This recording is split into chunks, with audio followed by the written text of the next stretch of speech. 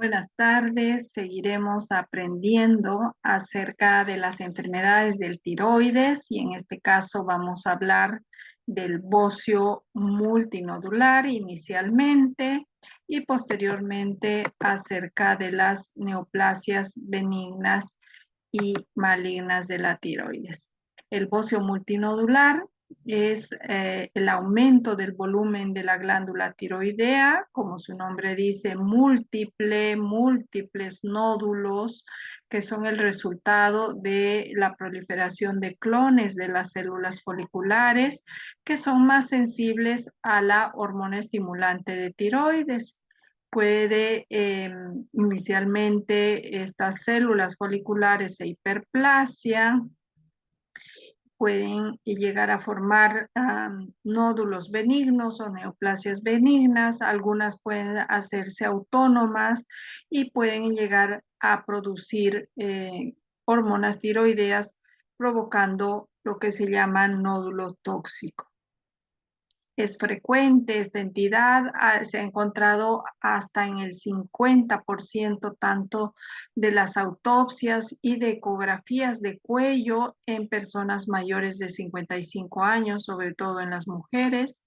Dentro de las causas de este bocio multinodular está el bocio simple, que es el más frecuente por déficit de yodo, que se va a traducir con el tiempo en múltiples nódulos que alguno puede adquirir autonomía funcional o no. Entre otras causas está la tiroiditis crónica linfocitaria, pueden ser quistes queloides simples, hemorrágicos o adenomas múltiples.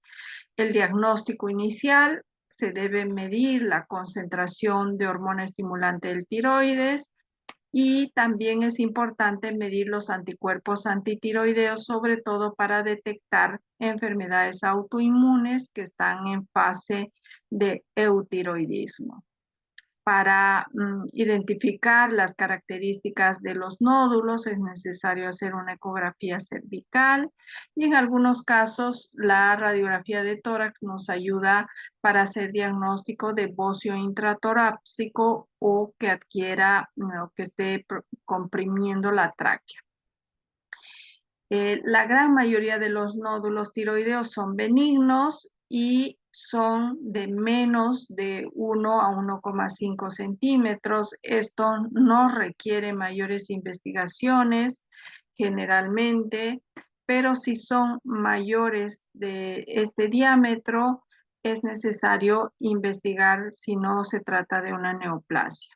Los nódulos predominantes en un bocio multinodular deben investigarse, ya que la tasa de malignidad es del 5%, al igual que un nódulo tiroideo solitario. Muchos de ellos pueden volverse hiperfuncionantes y se hacen independientes de la acción de la TSH, como ven en esta gammagrafía. A la izquierda tienen una imagen de una gammagrafía normal, donde capta el material de contraste al centro de manera difusa y pareja, y en cambio en un bocio multinodular hay ciertas áreas o zonas donde está el conglomerado de clones células foliculares que tienen mayor captación del contraste. El tratamiento de bocio multinodular es similar al del bocio simple. En algunos casos, el yodo 131 ha demostrado eficacia clara en el tratamiento, tanto en el bocio multinodular eutiroideo como en el hipertiroidismo subclínico, que sería un paciente que tiene una TSH suprimida con una T3 y una T4 libre normal. ¿Qué son los nódulos tiroideos? Entonces son proliferación de células foliculares que adquieren una conformación redondeada. Esta puede ser sólida, puede ser quística o de contenido sólido y quístico, es decir, mixto. A medida que aumenta la edad, aumenta la frecuencia de su aparición, y la frecuencia de malignidad en estos nódulos, si bien es baja, pero hay que detectar los signos de que puedan ser marcadores de malignidad. La frecuencia de la malignidad es aproximadamente entre el 5 y el 6,5% de los casos. Al igual que en el bocio multinodular, hay que medir los niveles de TSH y hacer una ecografía cervical. ¿Qué causa los nódulos? Si son benignos, por ejemplo, un nódulo coloideo, también puede ser una tiroiditis de Hashimoto, un quiste simple hemorrágico, un adenoma folicular, la tiroiditis subaguda y en casos más raros, un teratoma o un higroma quístico. En el caso de ser malignos, tenemos los más frecuentes derivados de las células foliculares, el carcinoma papilar y el folicular. Luego estará en orden de frecuencia el carcinoma medular o de célula C, el carcinoma anaplásico, el linfoma tiroideo y también puede ser asiento de metástasis de otros órganos como pulmón, esófago y glándula mamaria. ¿Cuáles son los factores de riesgo para que aparezcan nódulos tiroideos? A mayor edad, mayor posibilidad de tener nódulos. Es más frecuente en mujeres, sobre todo que fuman, que hayan sido expuestas a la radiación y que hayan tenido múltiples embarazos.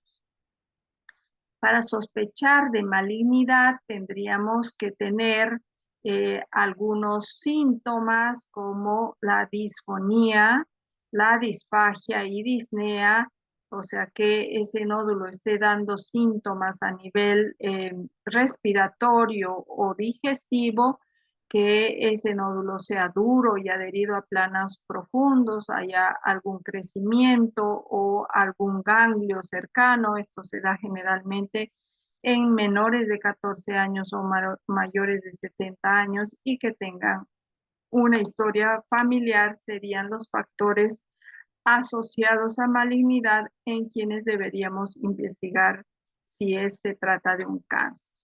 La primera cosa que debemos aprender y hacer es hacer la palpación adecuada de la tiroides con los pulpejos de los dedos y poder determinar si existen nódulos o no.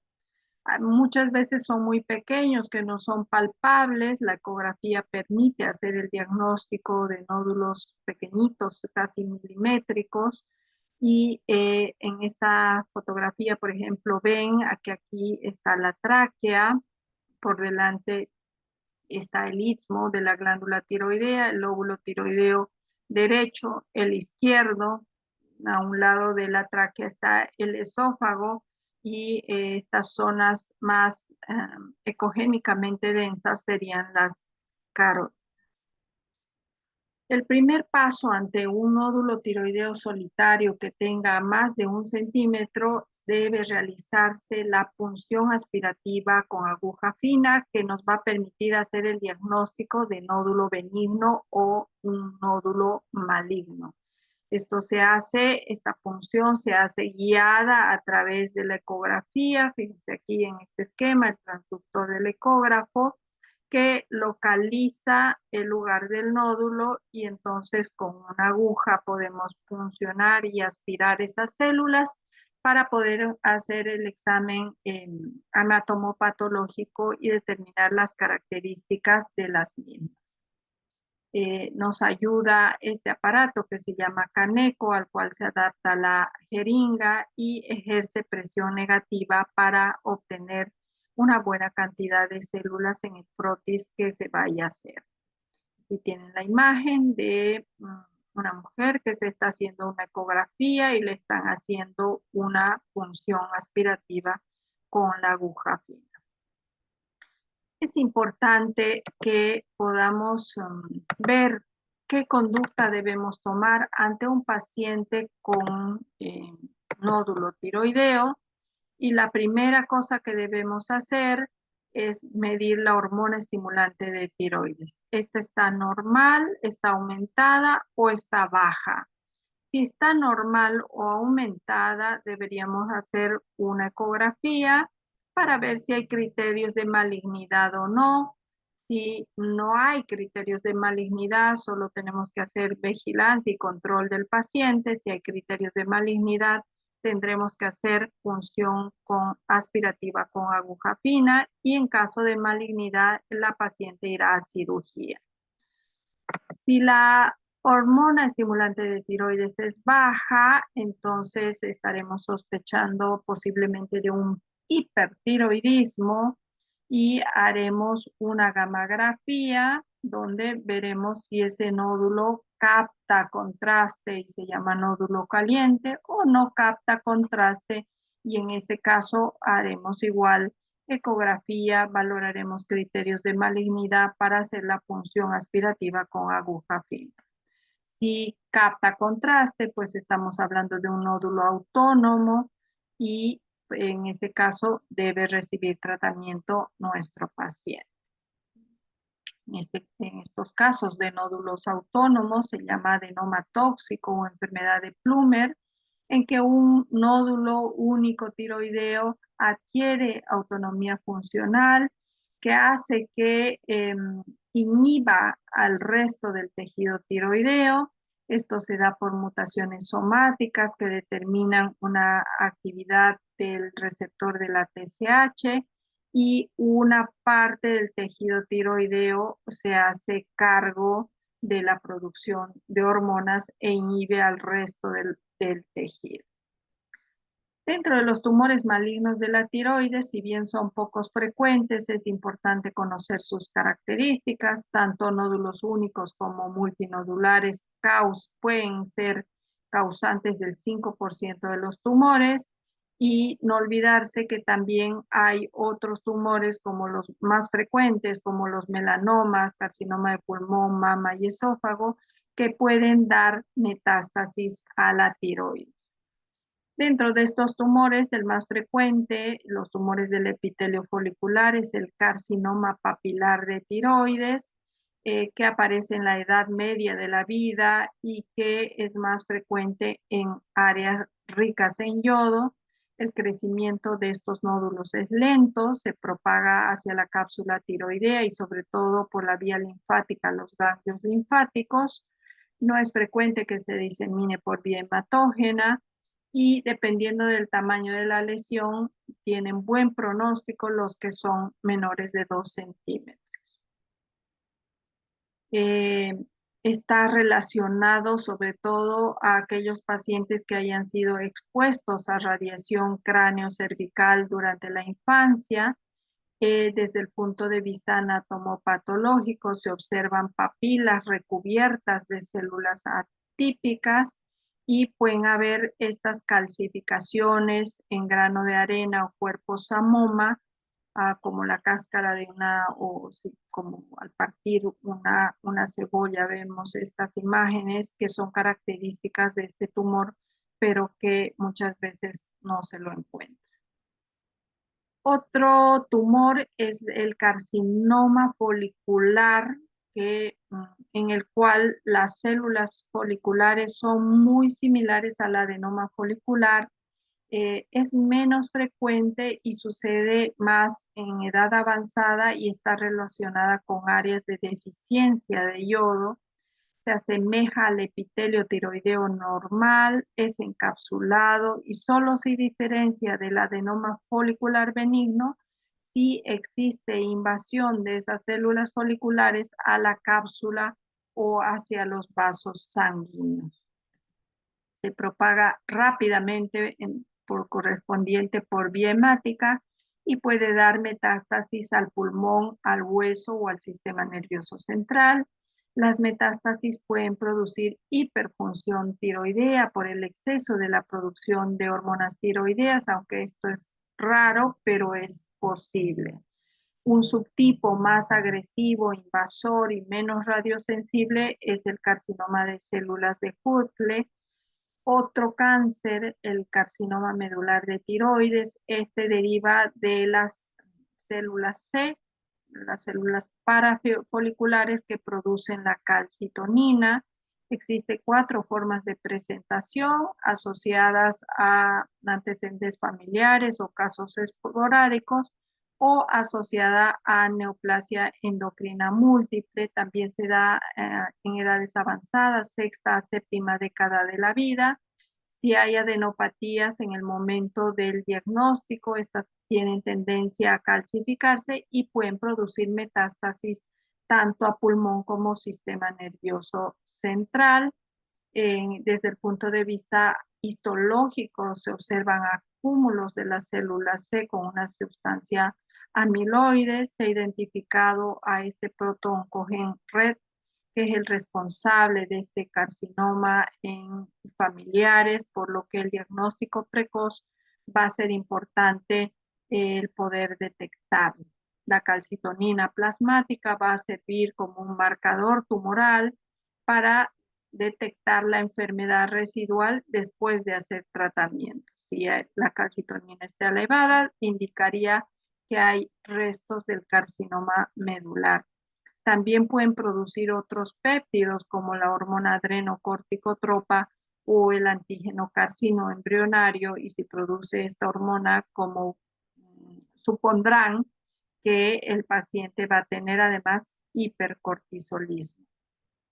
El tratamiento consiste en una cirugía, tiroidectomía total con linfadenectomía, y muchas veces es necesario que reciban radioterapia y quimioterapia, que sería paliativo en una enfermedad residual cuando está asociada a otras neoplasias, sobre todo en la neoplasia endocrina múltiple con feocromocitoma e hiperparatiroidismo. Lo primero que se debe operar es el feocromocitoma, ya que es un tumor productor de adrenalina y noradrenalina y puede ocasionar crisis hipertensivas severas, ocasionando la muerte del paciente. El linfoma tiroideo es mucho más raro, frecuente en mujeres de 55 a 75 años que tengan tiroiditis de Hashimoto. Son tumores muy radiosensibles, por lo que la cirugía debería evitarse como tratamiento inicial. El carcinoma anaplásico, más raro todavía, también entre la sexta y séptima década de la vida, es de crecimiento rápido, compromete estructuras vecinas, puede causar úlceras en la piel. El pronóstico es desfavorable aún con tratamiento quirúrgico. La supervivencia es corta y en estos casos no es útil el tratamiento con yodo 131. Algunas veces se lo confunde con otros tumores como linfoma y sarcoma, y es necesario hacer pruebas con tinciones de inmunohistoquímica para la tiroglobulina para diferenciarlo de los linfomas y sarcomas. Entonces, para hacer el diagnóstico es similar al diagnóstico del nódulo tiroideo. Es importante ver qué criterios de malignidad tiene nuestro paciente. Está creciendo rápido el tumor, está duro, fijado a estructuras adyacentes, tiene disfonía, disfagia, hay un síndrome de Horner con tosis palpebral y alteración de los pares craneales en el paciente, adenopatías presentes, antecedentes de radiación, y si los tumores o los nódulos son más de 4 centímetros, tendrían mayor riesgo de malignidad. Entonces, ante un nódulo tiroideo, debemos hacer una punción aspirativa con aguja fina para ver si este es maligno, irá a cirugía. Si es benigno, haremos seguimiento del paciente, y si es folicular, ver si tiene factores de riesgo de malignidad, y en ese caso irá a tratamiento quirúrgico nuestro paciente. El tratamiento con radioyodo después del tratamiento quirúrgico inicial, se recomienda ablación de los restos tiroideos con yodo 131 en esos tumores que son radiosensibles. Se puede hacer rastreo corporal total con 1 a 3 milifluoris de yodo 131 para demostrar la existencia de esos restos tiroideos o metástasis como en el carcinoma papilar. Y si encontramos el tumor, hacemos dosis ablativas entre 50 hasta 200 milicurís. Este rastreo debe repetirse anualmente hasta que no existan zonas captantes. Y con esto hemos concluido esta parte y continuaremos con hipertiroidismo. Un saludo para todos.